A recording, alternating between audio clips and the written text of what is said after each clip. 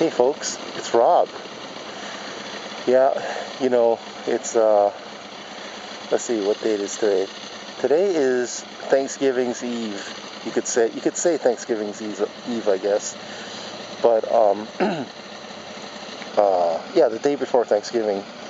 So I just got back from Turkey. I went to Turkey a second time, and it was for fun. It turned out it wasn't that fun.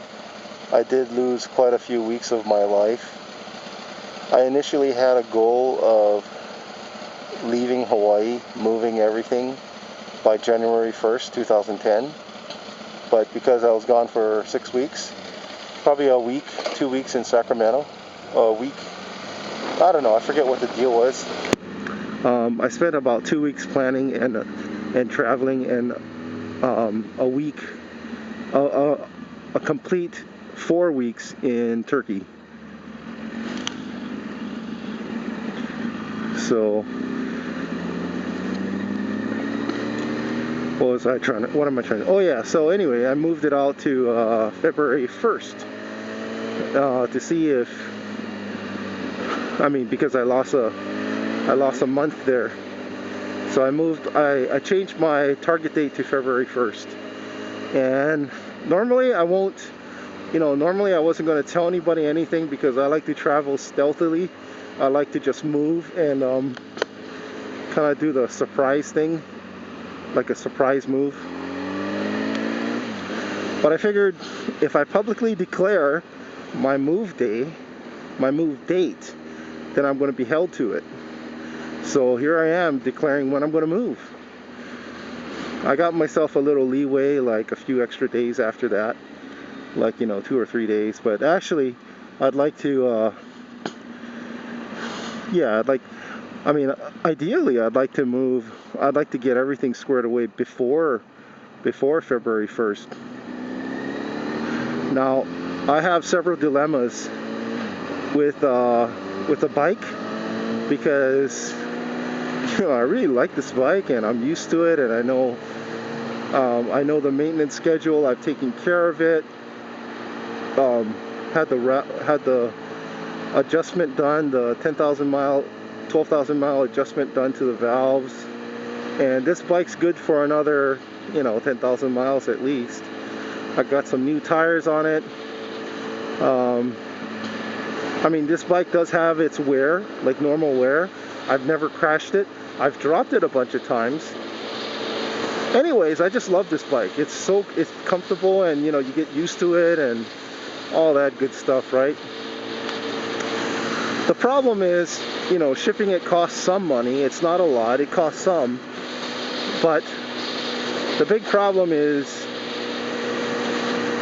if I ship it, then I'm going to have to retrieve it out in San Diego. So I got to fly there and get it. Well, if I retrieve it there, I can't really bring much luggage. That's the other problem is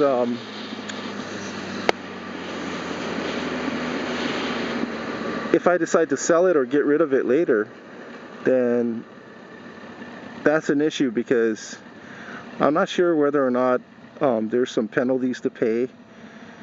Like you have to get it plated, California plated, before you sell it. I don't know what the deal is. I know with cars, you have to get it smog approved or smogged, which costs about $1,500 for cars. I don't know about bikes. I think you don't have to do that with bikes, but I'm lacking some information. So if anybody out there knows about smog approving it, I don't know what the word is called. I guess it's called smog approval. If anybody knows about that, I'd appreciate any information. So I got that.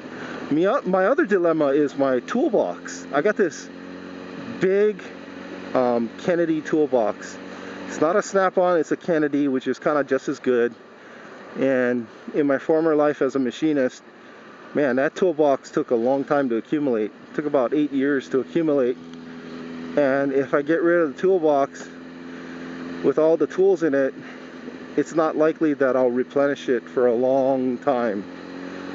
And yeah, a lot of it has been sitting for a while, but really that toolbox has come in really handy, and it has really it's allowed me to fix a lot of things. And something like this toolbox actually takes a really long time to build up.